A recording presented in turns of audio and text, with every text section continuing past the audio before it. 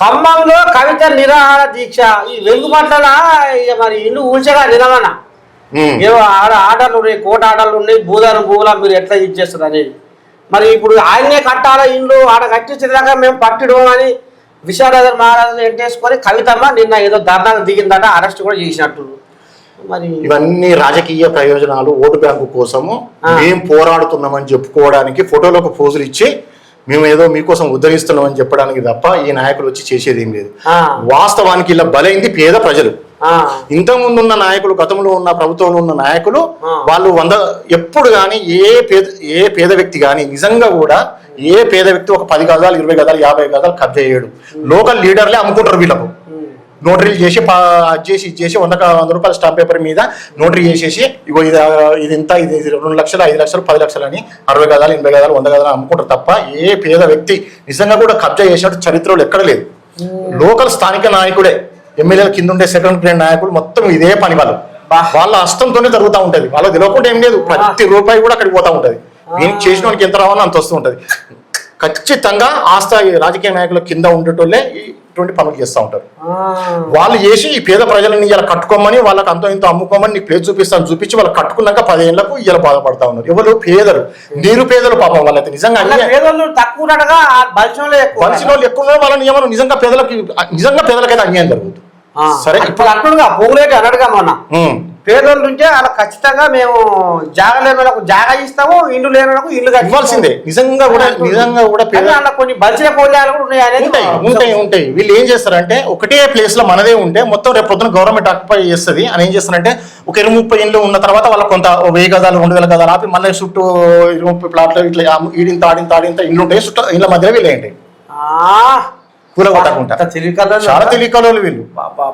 అంటే ఇవన్నీ మీరు అన్నట్టు ఈ ఎమ్మెల్యే సంకర ఉండే కోజాగలే ఎక్కువ ఆయన కన్సర్న్ జరుగుతుంది.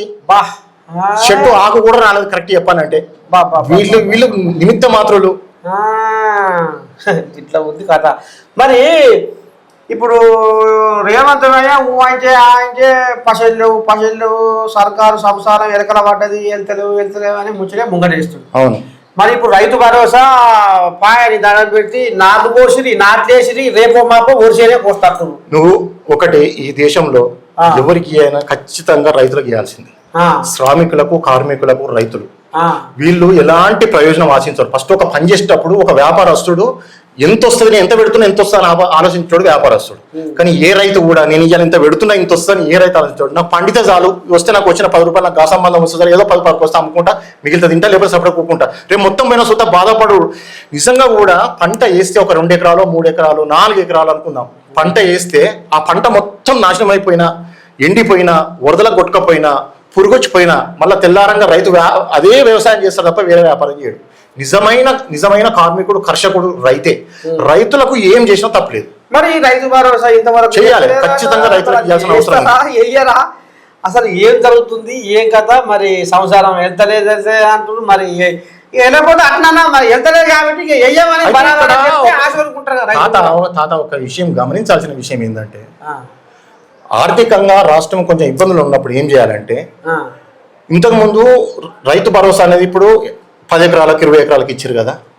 నిజమైన పేద రైతులు ఉంటారు, ఎకరము 2 ఎకరాలు 3 ఎకరాలు ఉన్న రైతులు, 4 ఎకరాలు 5 ఎకరాల లోపు ఉన్న వాళ్ళకు, లేకపోతే అందరు కలిసి 10 ఎకరాలు ఉన్నా 20 ఎకరాలు ఉన్నా ఒక 4 ఎకరాల ఇస్తాం, 3 ఎకరాలకు ఇస్తాం. కానీ ఇస్తే మాత్రం బాగుంటుంది. 20 ఎకరాలకు ఎందుకు, 30 ఎకరాలకు ఎందుకు, వ్యవసాయం చేయని వాళ్ళకి ఎందుకు?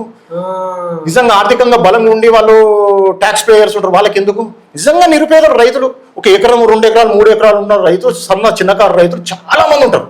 సాగు చేసుకునే 10 ఎకరాలు 70 లక్షల మంది రైతులే ఉన్నారు, రైతు కుటుంబాలు. మరి సాగు చేసే 10 ఎకరాలకి ఇస్తామని చెప్పి సాగు చేసేదానికి కూడా నిజంగా 10 ఎకరాలు ఉంది, నాకు 10 ఎకరాలకు ఇవ్వాల్సిన అవసరం లేదు. ఒక 3 ఎకరాలకు 4 ఎకరాలకు ఇస్తే సరిపోతుంది కదా. కొంత ఆర్థిక సాయం చేసినట్టే కదా. ఇట్లా తగ్గించుకోవాలి. మన బడ్జెట్ మనకు ఆర్థికంగా ఇబ్బంది అయినప్పుడు, రాష్ట్రంలో ఆర్థికంగా ఇబ్బంది ఉన్నప్పుడు మనం 10 ఇచ్చే కాడ 5 ఇవ్వాలి కదా టైంకు. రైతులకు ఎంతో కొంత అవసరం ఉంటుంది. లేకపోతే కనీస మద్దతు ధర ఇవ్వడము,